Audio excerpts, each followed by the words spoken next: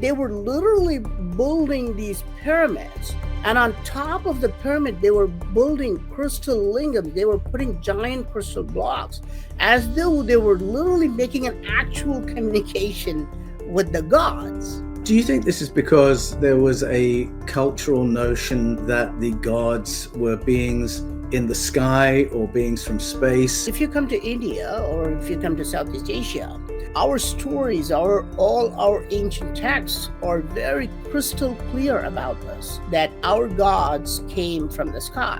That's literally what the ancient texts are telling us. Shiva is coming from another planet. And all these interstellar travel, interplanetary travel is mentioned again and again in ancient texts. Before 1945, when Ramayana and Mahabharata talk about, you can just drop a weapon and the entire city can be demolished and all the trees can be burning and all the generations of people will get diseases. People thought that, this is just pure nonsense. I mean, there's no weapon that can destroy an entire city until the atomic bombs were dropped in Hiroshima and Nagasaki. The reptile-like beings are very, very common in ancient temples. How do you interpret that? Is this a metaphor? Is it an archetype? Or is it a memory of contact with beings who actually looked like that? Ancient Indian texts clearly say that these are not symbols. These are reptile-like beings that coexisted with humans and with gods. Sarpa or Naga, sometimes it's called very commonly known as Naga as well. The Sarpas are capable of shape-shifting. Were they able to date the paintings that look like UFOs? And when you say they look like UFOs, are we talking flying saucers or some other kind of shape? This episode of The Fifth Kind is brought to you by Ancient Knowledge Academy, a learning community for anyone interested in human origins, human potential, and our place in the cosmos. Unlock transformative courses, experience live mentoring sessions, and connect with our global community of seekers. Go to ancientknowledgeacademy.com to begin your journey today. Today's guest is known worldwide for his research into the symbology found in ancient temples around the world. His quest has taken him to Peru, Indonesia, and Cambodia, but focuses chiefly on the ancient treasures found in India. He's guested on History Channel's Ancient Aliens and across 4 languages has built his own platform to more than 4 million subscribers. Praveen Mohan, welcome. Thank you for having me, Paul. I'm glad to be here. It's great to have you once again here on The Fifth Kind. Our viewers will know you from your own channel and from our previous conversations. My readers will have spotted you in my most recent book, The Eden Enigma, where you and I are talking about the handbag of the gods at the Abu Daya temple in Tamil Nadu, if you remember that conversation. Yes. But today we're going somewhere we've not gone before. You're going to be talking to us about the pyramids and temples of Thailand, which is something new to me. So are there pyramids in Thailand? Yes, there are pyramids in Thailand. There's one particular pyramid that has caught my attention. It has remained a secret for a long time, and the name of this pyramid is Thep pyramid. Okay, so there are 2 pyramids in the Thep historical park. This is in Thailand, and there's one particular pyramid that's really looks very much like the Egyptian or Mesoamerican pyramids. Okay, and it's very large. Each side is about 210 feet long, and of course it's been destroyed a little bit, but you can see that this is a huge pyramid, and it has remained a secret for probably thousands of years. Okay, and it was discovered only in this century. And of course, archaeologists or giving it a conservative estimate of 1,300 years. But in reality, it could be much, much older than this. Now, this pyramid is actually very mysterious because nobody knows even the original name of this pyramid. Okay, people just call it Khao Klang Nok in Thailand. That means the mountain on the outside.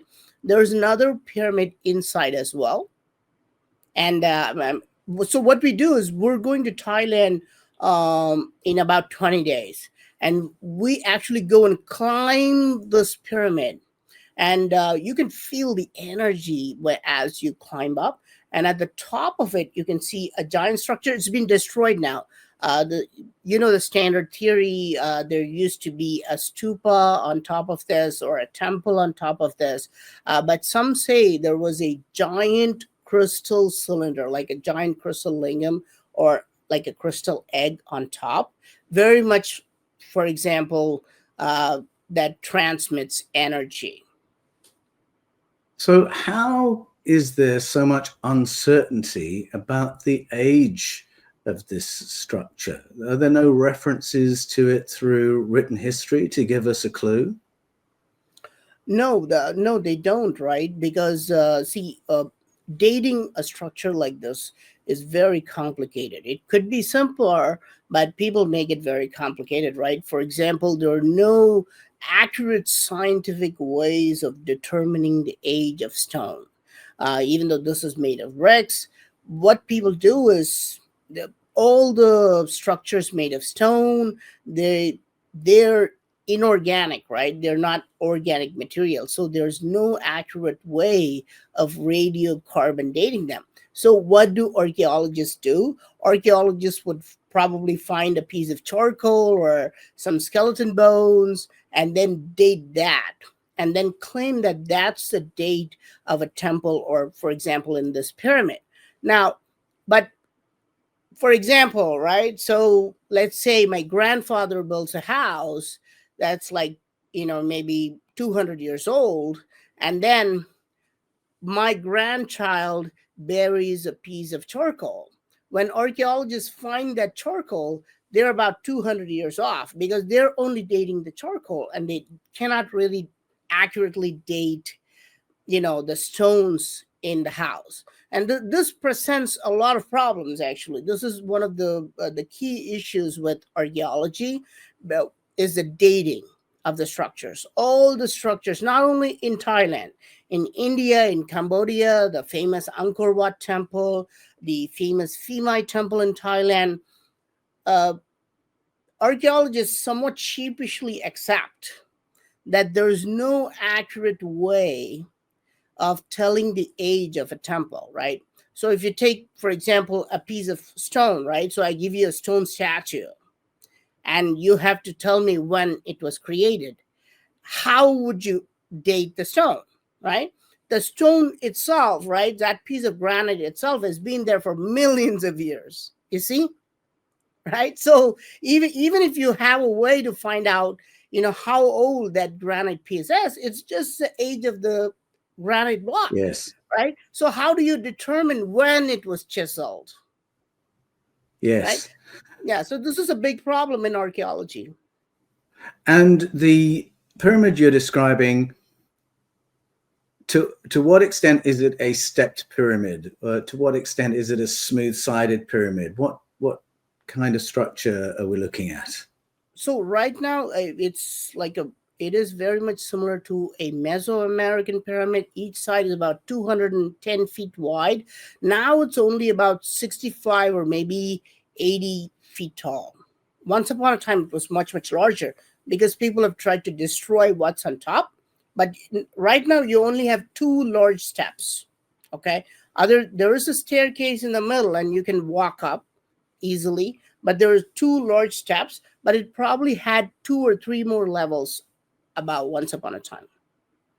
And is there any local sort of folklore around what the purpose of this pyramid was? The standard stories, right? So when you talk to the locals, it gets very, very interesting. There are many pyramids. When we talk about pyramids, we only think of Egyptian pyramids or Mayan pyramids, right? Because those are the most popular ones. But there are a lot of Hindu pyramids and Buddhist pyramids. The classic examples of Hindu pyramids are Ahishetra in Bareilly in India, and then Kokar Pyramid in Cambodia. And if you want to talk about the Buddhist pyramids, the Borobudur temple in Indonesia would be an example of a Buddhist pyramid. So the Hindus and Buddhists also built pyramids in India and Southeast Asia. Now, but what is the story? If you go and talk to the locals anywhere where you find a Hindu or a Buddhist pyramid, what they say is that it was a way to communicate to the gods. The higher the structure, they were able to communicate to the gods better. And this is a very interesting point, right? Because we all know the Indian temples, but if you start thinking about the Indian temples and the Vimanas, they're also kind of pyramids, right? So when you hear the story, they were building these pyramids to communicate with the gods. You can take it in a spiritual way. They were building these pyramids to communicate to the gods. They were doing rituals and so on and so forth. But it's also like, let's say Paul is calling me over the cell phone, right? And I'm at the ground level, and you're calling me over the cell phone, and I'm not getting a signal. Now my natural instinct is to raise my arm and try to find a signal, right? And if I'm really in the middle of a jungle, what I'm going to do is I'm going to climb a tree and then try to find a signal, right? Because I'm trying to communicate with you, right? So we see this like kind of a parallel analogy, that they were literally building these pyramids, and on top of the pyramid they were building crystal lingams. They were putting giant crystal blocks, as though they were literally making an actual communication with the gods, you know just like radio wave communications. Now, do you think this is because there was a cultural notion that the gods were beings in the sky or beings from space? Or do you really think that there may have been an attempt to create some kind of technology that would facilitate remote communication? Which do you think it is? Yes, I mean, if you come to India or if you come to Southeast Asia, we are our stories, all our ancient texts are very crystal clear about this. That our gods came from the sky. When people talk about, oh, the Hindu gods, is Praveen Mohan saying Hindu gods are aliens? There is no derogatory implication there, because we're not comparing them with the alien grays coming in UFOs like the Hollywood movies, right? But that's literally what the ancient texts are telling us. Shiva is coming from another planet called Shivaloka. Vishnu is coming from another planet called Vishnaloka. And all these interstellar travel, interplanetary travel is mentioned again and again in ancient texts. Ancient texts like Ramayana in India talk about how they were using vimanas to go from one country to another. For example, in India, it's very common that I take a plane from Chennai and I go and land in Colombo in Sri Lanka. But this same air travel is actually mentioned in the ancient text of Ramayana, written thousands of years ago. They literally talk about, how Ravana took a plane from India and he flew back to his palace in Sri Lanka, right? And they talk about interplanetary travel today. Just think about this, right? 100 years ago, before the modern planes were invented by Wright brothers, this would have sounded completely absurd, right? This text, ancient text saying that, oh, how can they fly from India to Sri Lanka? How can a piece of metal just fly in the air? It just sounds like complete nonsense. It did sound like complete nonsense, right? And all the, the mainstream historians and even the scientists at that time, they completely started to fling mud on this theory, saying that, how is this even possible that they were just flying in the air? Until Wright brothers made it possible, right? And then, Yes. yeah, so 75 before what 1945, right? But when Ramayana and Mahabharata talk about, oh, you can just drop a weapon and the entire city can be demolished and all the trees can be burning and all the generations of people will get diseases, right? So people thought that, oh, this is just pure nonsense. I mean, there's no weapon that can destroy an entire city until the atomic bombs were dropped in Hiroshima and Nagasaki, right? Right? So, Exactly, exactly. So we now have the frameworks to listen to these ancient stories and understand what we're being told in a way our ancestors of 100, 200 years ago did not.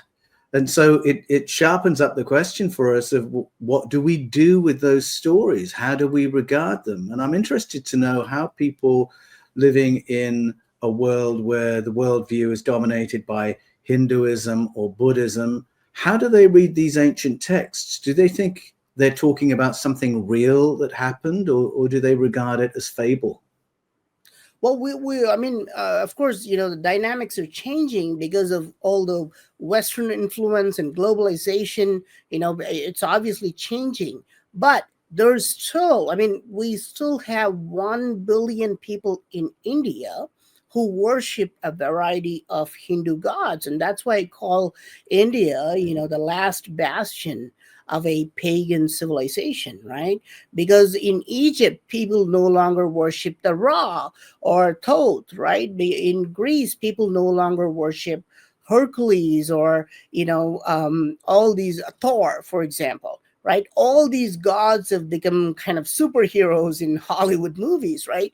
But in India, we still have this unbroken chain. We still have 1 billion people who are worshiping a variety of Hindu gods. We have not given up our rituals and beliefs, and we're still reading all the ancient texts.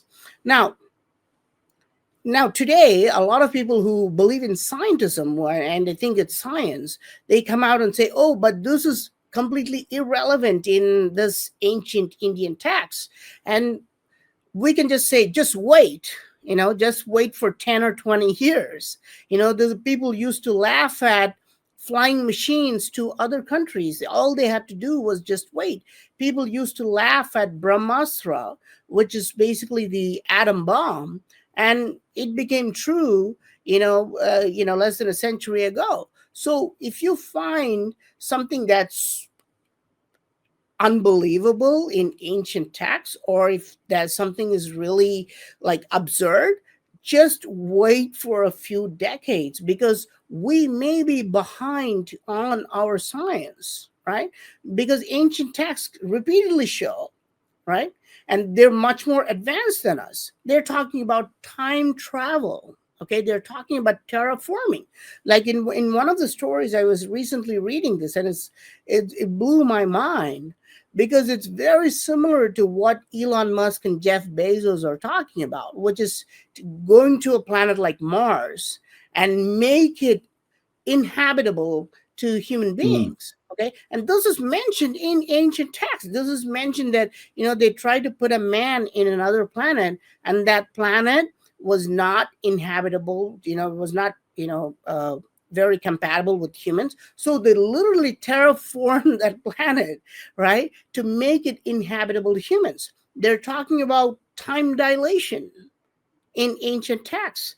There's one god who actually flies. He does interstellar travel, right? It's for a short time, but when he comes back, he realizes that all his generation has passed away, right? And like hundreds, centuries and centuries have gone on Earth, while he has only traveled for a short period of time. And this is Yes. called time dilation, and this is mentioned in ancient Indian texts. And what you say, ancient Indian texts, what is the age of the texts that have these incredible concepts in them that are new to us in the 20th and 21st century, but are clearly ancient in other parts of the world? Just how ancient are those texts? Well, I mean, even officially, we say that the oldest Hindu text that we know of is known as the Rig Veda.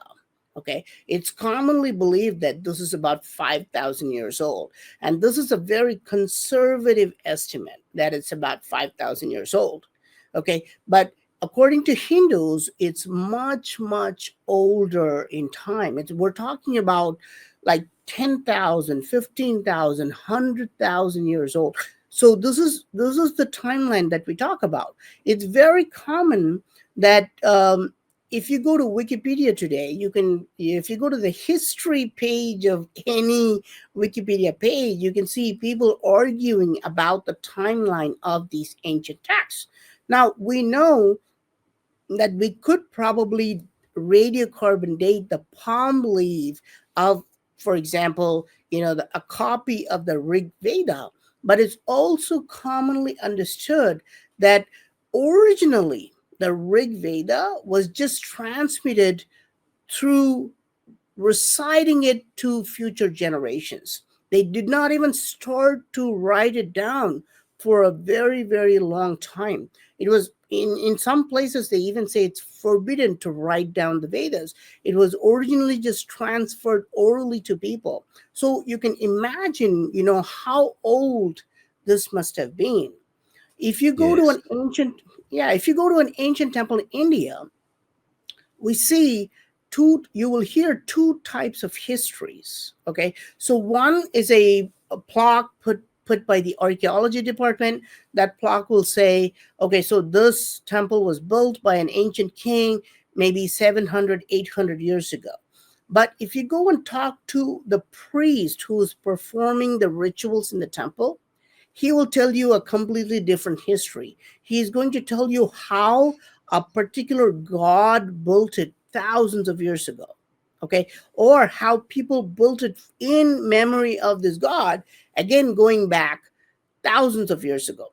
So a lot of times these temples were built during the time of Rama or Krishna. For example, Lord Krishna is supposed to have walked the earth 5,000 years ago. And a lot of temples were dedicated to Krishna or said to be built around that time.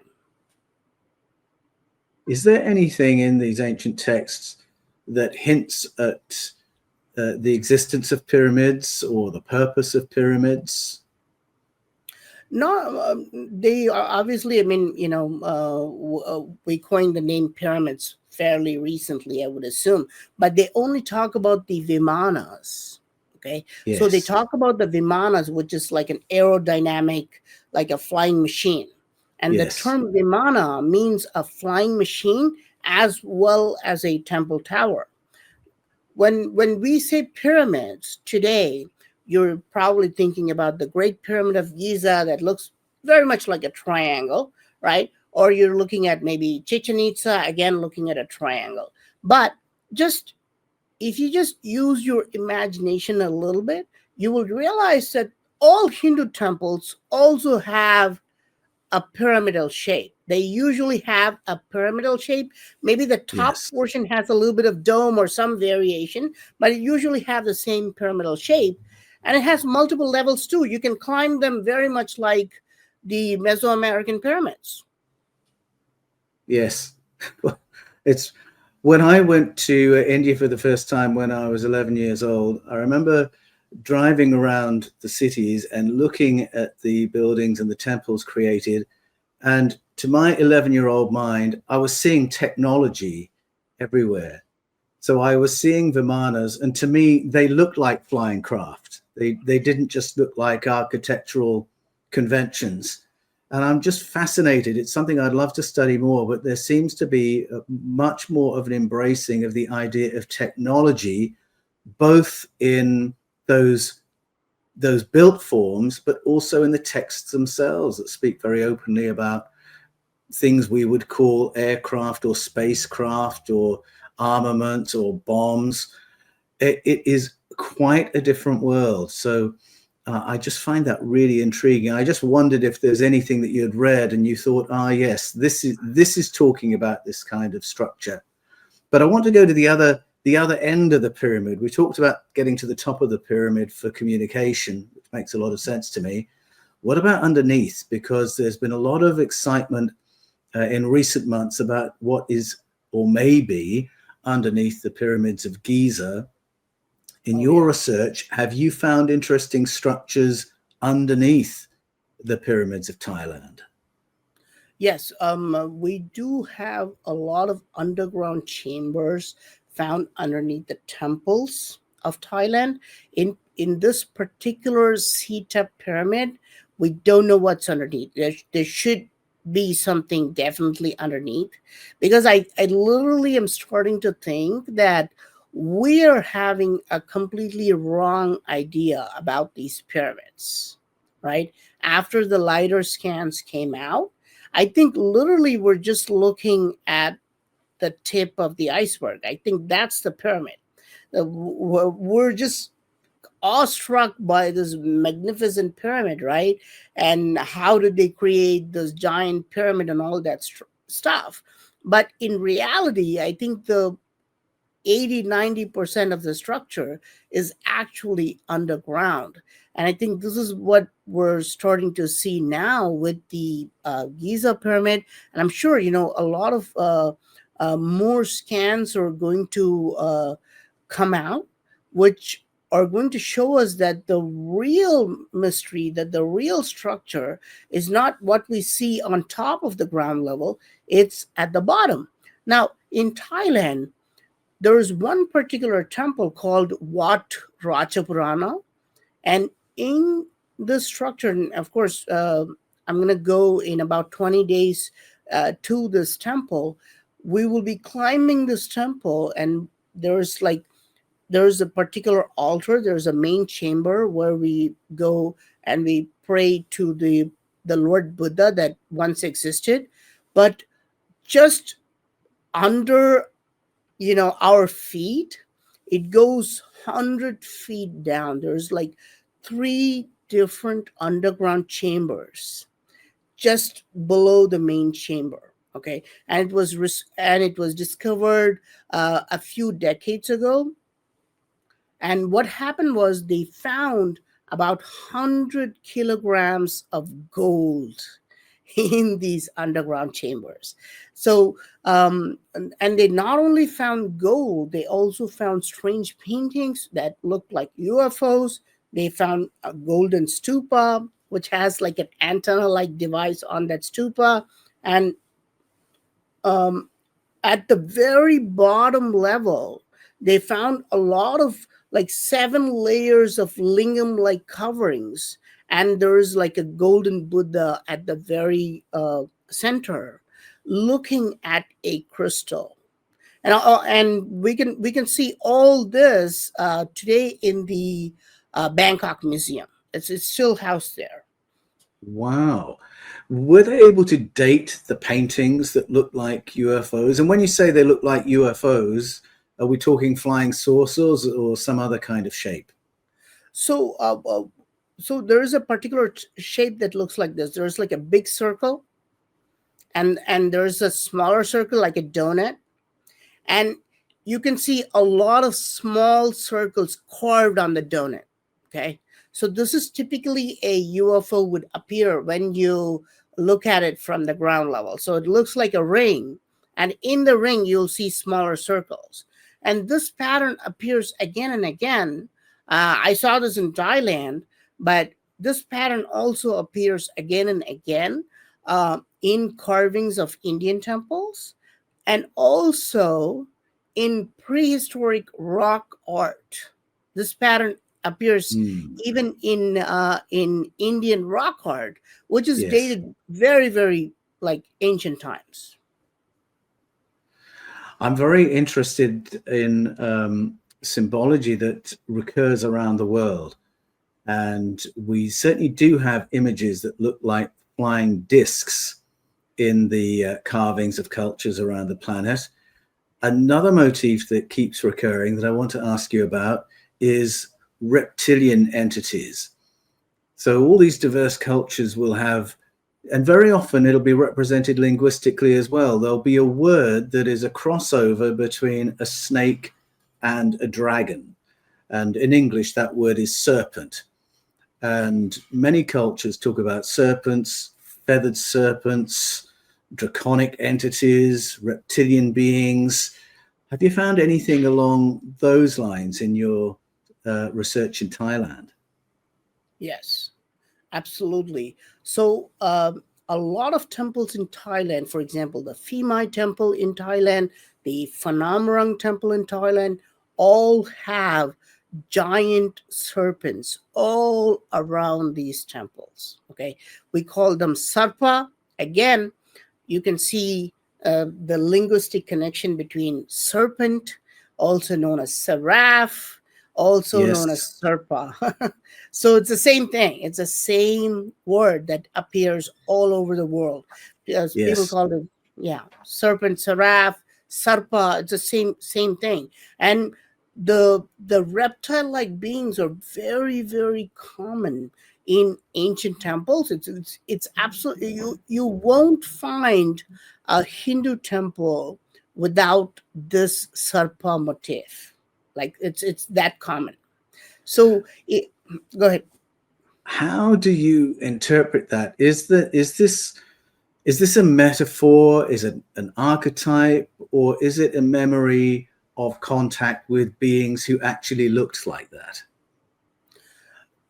Ancient Indian texts clearly say that these are not symbols. These are reptile like beings that coexisted with humans and with gods. They're very similar to fallen angels. For example, the gods always lived in the heavens, and sometimes they came from the sky to the earth. But the serpents or the sarpa always lived underground. They guarded the underworld. They preferred to live underground. And sometimes they would come and make contacts with the humans. Now, the sarpa or naga, sometimes it's called, very commonly known as naga as well. The sarpas are capable of shape shifting. They could, if they wanted to, they would just come, and we have beautiful carvings of the sarpa coming from the underground, literally shape shifting. They look like a snake at the very bottom, and they're slowly changing shape. They're slowly starting to look like human beings as they approach the ground level. We have 1,300-year-old carvings of this at Mahabalipuram. So you can see how the serpents were capable of shape shifting, and they were coexisting with human beings at one point of time. And the sarpas are known for this shape shifting. They're known for blending into the environment. They were known sometimes to make offsprings with human beings. So all this is clearly mentioned in ancient Indian texts. And believe it or not, when I was exploring in Cambodia, I talked to some of the students, who were history students of Cambodia, the local Cambodians, and I was floored because they read in their history books that their very first queen is actually a sarpa or naga. The very Yes. first, it's amazing that they actually, I mean, we're not talking about their mythology. It's actually found in their mainstream history books that their origin starts with the Nagas kind of communicating with the humans and creating this entire empire. I find it astonishing how prevalent this story is, that there was a time when our ancestors were governed by non-human entities, reptilian entities, and then the reptilians were succeeded by human kings and queens and leaders. And in my books, I've given examples of this from Southern Africa. It's there in the biblical narratives as well. You can find it in Chinese narratives, Central American. I mean, you can't get more diverse than that. It is such a widespread story, and yet very often around the world, these traditional stories have been sort of deleted and replaced when empires turn up and take over. And so, you know, the British have gone into other people's countries and replaced all that with British Christianity. And Islam has done the same in other parts of the world. But this folklore never gets extinguished. It still survives around the world. And it's the agreement of these narratives that really catches my attention. I find it extraordinary that there are parts of the world where this is still presented as, well, this is our deep history. Yes. And I think living in the West, living in Australia or America or Britain, we always hear these stories as mythology. And we need to know there are other parts of the world we can go to where we will be told this is our deep history. And it's a belief I've come to simply through working on the translation of ancient texts. So I'm 100% with you in what you're saying, Praveen. My next question is about our ancestors again and our relationship in our ancestral past with these structures.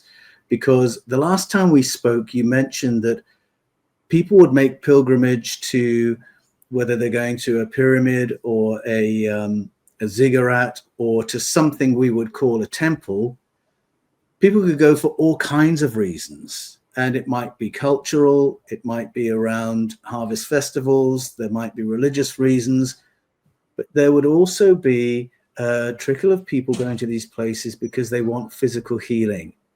And there's something about different places that it was understood would help people actually get relief from physical problems or emotional problems. Is that part of the pattern of pilgrimage and temple going in Thailand? Yes, yes. This Thailand tour that we're having is also like a pilgrimage. So what we observed was, of course, I've been researching the Thailand temples for a few years now. But when I took a group of people for the Thailand tour like 2 months ago, I found that about 4 or 5 people who came were depressed, or they were not feeling up to the mark health wise. And what happened was it had kind of a healing effect on them. And I attribute this to these ancient temples. You know, the ancient temples have a healing quality to them. We find that there is something magical about these temples. They seem to be healing people physically and mentally. People like Hugh Newman, who I work with, he calls it megalithomania, meaning that humans have this natural tendency to like these big blocks of stone. You know, they have this megalithomania. They feel instantly happy to see these giant structures. But I find that the Hindu and Buddhist temples, there's something about the architecture itself that makes you feel very positive about life itself when you go into these temples. The temples start like at the ground level, and you slowly start to kind of go up the elevation. So there's something there that you're slowly kind of escalating your mood. You feel happier and happier, and as you go towards the main chamber, you're going to see a variety of carvings, and the carvings are going to show like dancing women. The carvings are going to show animal behavior. The carvings are going to show a lot of things, right? Even people performing various type of art, juggling and all this fancy stuff, even erotica. And when you enter this main chamber, there's no carving on the walls. There's nothing on the walls. There's usually one giant stone structure, and it just looks like a cylinder. Okay, we call this a lingam. Or if it's a Buddhist temple, you'll see just one statue of Buddha. And your mind kind of acts in a very strange way, because as you're walking, from the outside into the Hindu or Buddhist temple, you're looking at a variety of carvings. You're like a kid in a candy store observing everything, because there's not an inch of wall space that does not have a carving. Everything is completely covered with carvings. But when you go into the main chamber, your attention is completely focused on the main statue, because there are no carvings on the walls at all. And the main statue is usually made of a completely different stone, a shiny black, almost like a metallic stone. And it has a very calming, healing effect on you. And what we do in Thailand, we don't get to do this in India, sadly. In Thailand, we are able to sit in the main chamber around the statue, and we're able to chant mantras. We're able to chant synchronize our chanting, which has an amazing effect on people. It's really fascinating that these temples have this healing quality to them. There's one more temple that I'm going to take people to. This is almost on the Cambodian border. And this temple is called the Phnom Rang Temple. And in this temple, once upon a time, there used to be a lingam made of 9 different materials. This is called Navapashana in ancient Sanskrit. It's called Navapashana. And in India, we have one temple. This is called the Palani Temple, right? So far, you can call it speculation, right? We're saying, if we go into this ancient chamber and we sit around and we chant mantras, it can heal us. This is very much like, it could even be placebo effect. But in some temples, ancient siddhas who were saints, they would actually create the main structure not made of stone, but they would take 9 different herbs and make them into a paste, solidify them, and make them into lingams, okay, or statues. And it would become like rock solid. It would look like a stone, but it's actually made of Navapashana, or 9 different toxins. So what happens when in Hinduism, we pour water on top of the statue every day. This is a ritual. Okay. And what happens to that water, right? People don't know what happens to that water, right? People say, they're just bathing the statues. No, this water is collected and the devotees drink this water. Sometimes they put it on their head. Sometimes they take it and they rub it on their bodies. And sometimes they drink this. So the idea was basically this. They made this big Navapashana lingam made of 9 herbs. And when you pour water on it, there's a very small amount of this healing material that goes into the water, right? And people ingest that water and it heals them. So, and this Navapashana lingam was once found in the Phnom Rang temple. So today, if you go to the main chamber, you can see an entire water filtration system of what happens when the Navapashana lingam is, when they take the water from the Navapashana, you're not supposed to drink it directly. You're supposed to filter it.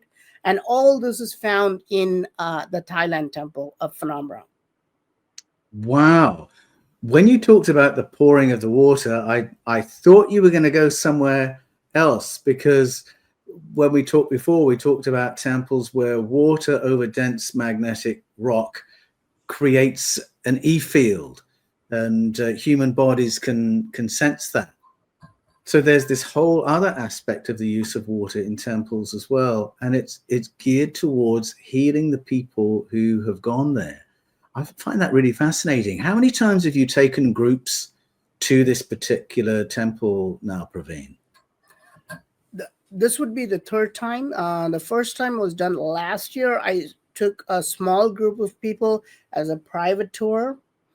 This August, we took about 17 people. And we're doing another one in November. It's only 20 days away.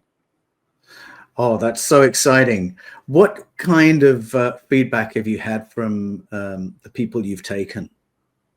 We are only taking a very small group of people, right? So we don't want to take like 100 or 200 people, right? Because I can't answer all their questions personally. But yeah, it was, everybody loved it. The people just absolutely loved it. Like I said, some people did experience, healing. We cover a lot of different aspects. For example, we cover ancient technology, how they created these structures. We focus on spirituality, where people are sitting around in the main chamber chanting mantras. We focus on all like carvings, the stories of Ramayana, the stories of Buddha, the underground structures, what kind of treasures were found, how could they have, created this, what has happened over, the last 1,000 years, how they're changed, how the Nagas are shown, the Nagas are shown with chakras, and what is the implication of that, the symbolism. We go through all aspects of temples, and people absolutely loved it. I'm sure, I don't know if it was 100% perfect, but because it's a small group, right? So I'm able to get their feedback individually. So, but everybody said they absolutely loved it.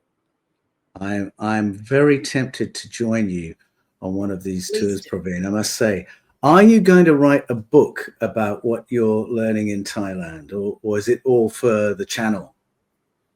I haven't written a book in 10 years. The only book I wrote was Coral Castle. Everything is wrong.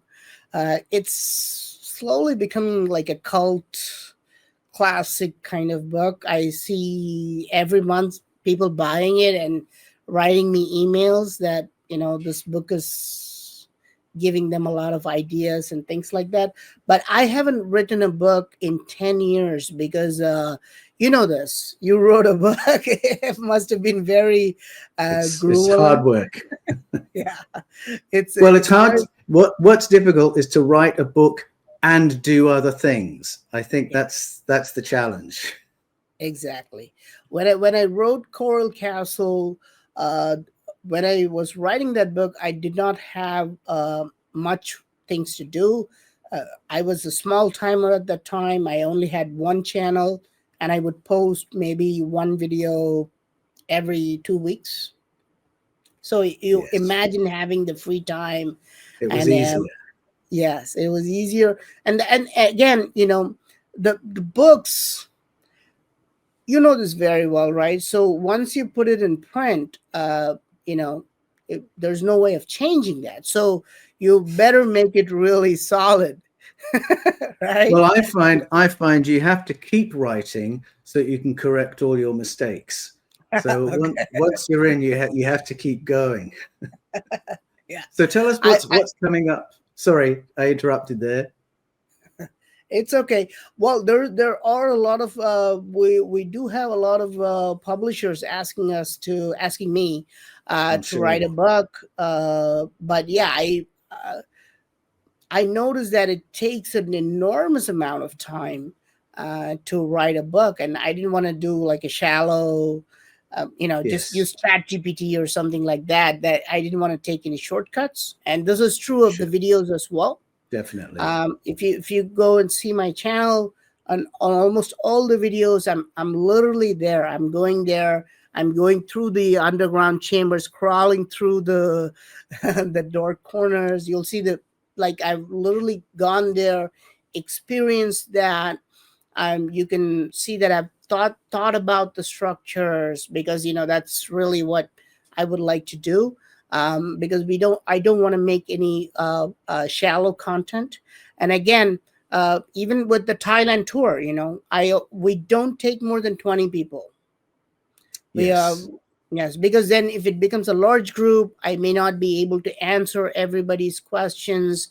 I may not be able Yes. to give them the personal, you know, touch that I can give. So we only take a small group because there is a lot of joy in doing, things small and like having a small group, right?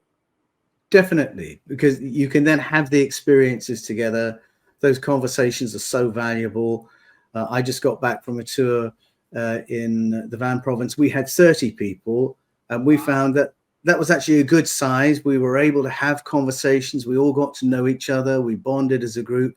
I think much bigger than that, and it begins to change. So I totally get where you're coming from. So I know you've got your tour coming up in November to Thailand. There may be one or two spaces left available for that. What's Yes. next for Praveen? What are your future projects? Well, I do have a lot of things lined up. I have a lot of conferences now. It seems to be the conference season now. It's like every month we have like two or three conferences. I've signed up for a few. I mean, they've invited me to talk. Almost all of them are in the U.S. or in the U.K. So the next year is going to be. I would probably spend half my time in the U.S. or maybe in Europe. I do have. There's. We're doing an Egypt tour as well. I'm Oh, superb. co-hosting.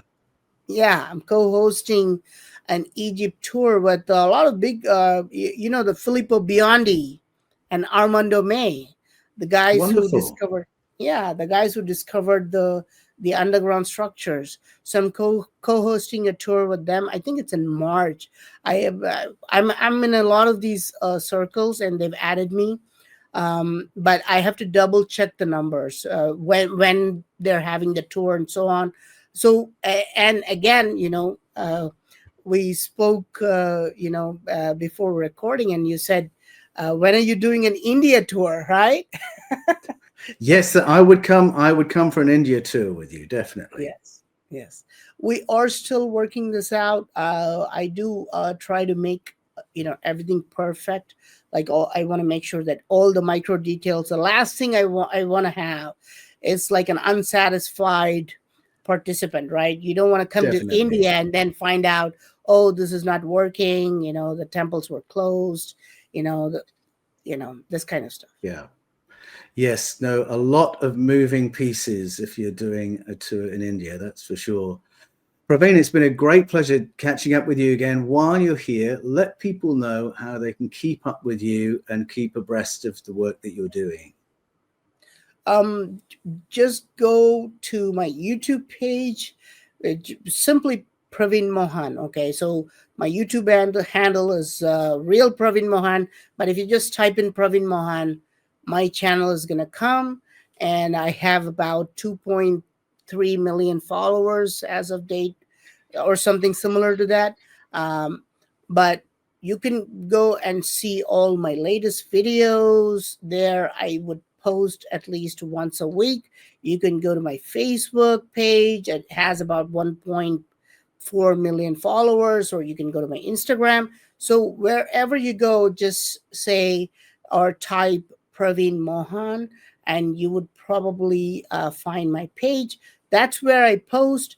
I don't have like a personal website, or I don't sell a lot of merch, or do a lot of commercial activities. If you do want to join the tour, you can go to praveenmohanglobal.com. Or, I'm sure Paul is probably going to post a link. If you don't mind, you can Sure post a thing. link, and then you can just go there and you can sign up for the tour. It's only 20 days away, so so you'd have Right. short notice. But if you're in Australia, Thailand is like easy peasy, right? So it's like a few That's hours. right. Only a few hours. That's right. Exactly. Praveen, How many thank you. hours is it? It's further than you might think. I think Oh, probably you're going to be looking at something like a 14-hour flight, but it will be oh, worth yeah. it. Oh, I'm Yes. sorry. I think I totally misunderstood that. I thought it was maybe No, like we're 6 hours or something. No? and it depends what part of Australia as well, because we're a big landmass, a Okay. long way from anywhere else. But I want to thank you for your time today, Praveen. It's been really fun talking to you once again. I look forward to our next catch up, which will either be here or in Thailand or in India. Yes, sir. Yes, absolutely. I would love to have you, by the way, or your followers. I noticed that you have an excellent community, Paul.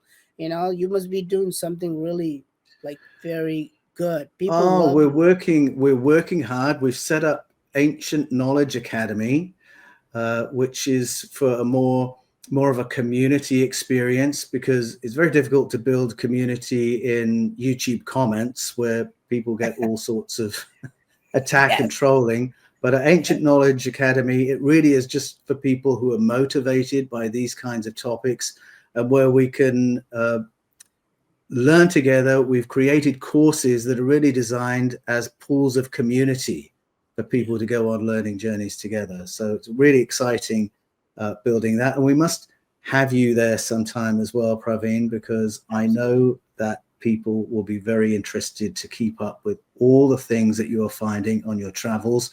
We'll have to turn that into a course as well. I would be delighted to work with you. I think you're doing an amazing job, Paul, and I look forward to working with you and your community. Oh, likewise. Thanks, Praveen. We'll look forward to next time. Thank you. Bye. All the best. Thank you. Bye. If you enjoy exploring the kind of topics that we explore on The Fifth Kind, on the Paul Wallis channel, and in my Eden series, then Ancient Knowledge Academy is the learning community for you. A learning community for people who are exploring questions of human origins, human potential, and our place in the cosmos. We've been told ancient texts about the gods are just myths. Close encounters and anomalous experiences are just fantasy. And ancient wisdom is just irrelevant. But what if the knowledge of our ancestors is not just a reservoir of information about the past, but a roadmap to a better and bigger human experience? Ancient Knowledge Academy is an opportunity for more intentional community, more immersive learning, and a chance to connect with researchers and truth seekers from all around the world. And I will keep our feet on the ground as we explore these stretching topics. And with every subject that we bring to the courses and modules at the Academy, I will always take us to ancestral wisdom and ancient knowledge, believing that what we have in indigenous story and ancestral narratives are resources not just to understand the past, but to understand ourselves in a truer light and equip ourselves for life in the 21st century. Courses at the Academy will include all new material, audio, video, and written resources, and live face-to-face elements so that we can make this learning journey together and in real time. And the Academy enables me to connect more closely with more people who are motivated to make a paradigm-shifting journey and transform their lives. Are you ready? Unlock transformative courses, experience live mentoring sessions, and connect with our global community of seekers. Go to ancientknowledgeacademy.com to begin your journey today.